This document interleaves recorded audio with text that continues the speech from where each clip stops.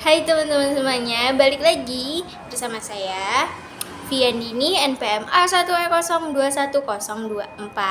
Nah, saya dari semester 2 kelas B dari Universitas Bengkulu Prodi Pendidikan Fisika teman-teman. Nah, sebelumnya saya sudah menjelaskan sedikit mengenai bab 12. Nah, sekarang saya memasuki bab 13 mengenai budaya organisasi sekolah yang efektif. Nah, teman-teman, berarti sebentar lagi kita akan menyelesaikan dari mata kuliah pengelolaan pendidikan ini, di mana satu bab lagi kita sudah menyelesaikan semuanya. Nah, semoga dari bab pertama sampai bab terakhir nanti teman-teman bisa memahami apa yang bisa saya sampaikan dan bisa sedikit mengerti dan bisa sedikit dipahami ya teman-teman ya. Nah, sekarang budaya organisasi sekolah yang efektif di bab 13. Sebelumnya kita akan membahas konsep budaya organisasi sekolah yang efektif. Nah, budaya sekolah atau madrasah merupakan sesuatu yang dibangun dari hasil pertemuan antara nilai-nilai atau values yang dianut oleh kepala sekolah sebagai pemimpin dengan nilai-nilai yang dianut oleh guru-guru dan karyawan yang ada di dalam sekolah tersebut. Nah, nilai-nilai tersebut kemudian dibangun oleh pikiran-pikiran manusia yang ada di dalam organisasi sekolah tersebut. Nilai tersebutlah yang akan menjadi bahan utama pembentukan budaya organisasi sekolah atau madrasah.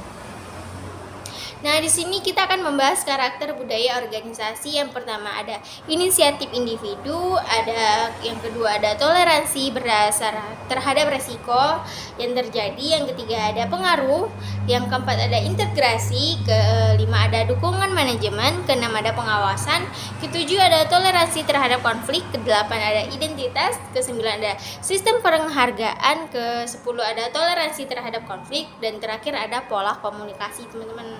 Sampai sini teman-teman semuanya udah paham belum? Nah, selanjutnya tipe budaya organisasi. Yang pertama ada open dan partisipasi sistem. Di sini open dan partisipasi sistem ditandai dengan adanya kepercayaan terhadap bawahan, komunikasi yang terbuka, kepemimpinan yang sportif dan penuh perhatian, penyelesaian masalah secara kelompok dan secara kompak, dan adanya otonomi kerjasama yang bagus, sharing informasi, serta pencapaian tujuan yang tinggi.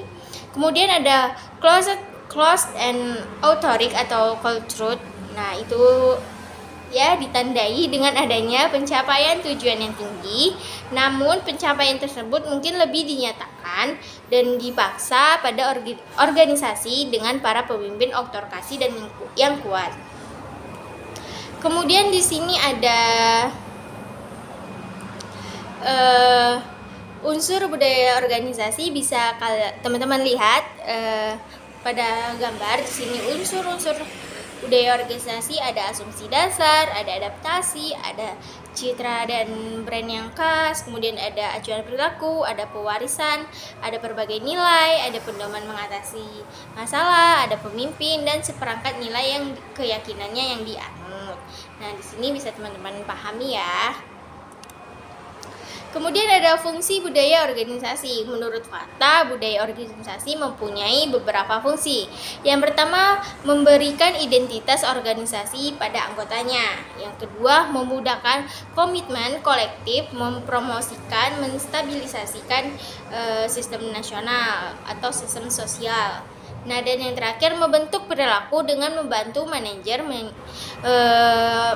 merasakan keberadaannya. Jadi membantu sesama agar cepat menyelesaikan masalah yang sedang dihadapi. Kemudian ada menurut hikmat fungsi budaya organisasi, yaitu yang pertama ada pembedaan dari organisasi yang lain, yang kedua ada identitas anggota seluruh organisasi, yang ketiga tadi yang kedua, sekarang yang ketiga itu ada komitmen anggota di atas kepentingan bersama. Keempat ada perekat sosial dengan menyediakan standar anggota yang harus dilakukan, dan yang terakhir serta mekanisme kontrol yang membentuk perilaku anggota. Kemudian di sini ada ciri-ciri budaya organisasi sekolah yang efektif. Yang pertama adanya kerjasama, yang kedua adanya rasa saling percaya, dan yang terakhir adanya sikap keterbukaan atau transparansi. Nah, itu saja yang bisa saya sampaikan teman-teman. Semoga teman-teman bisa mengerti dan memahami. Apabila ada salah kata atau kekurangan kata, saya mohon maaf. Saya akhiri.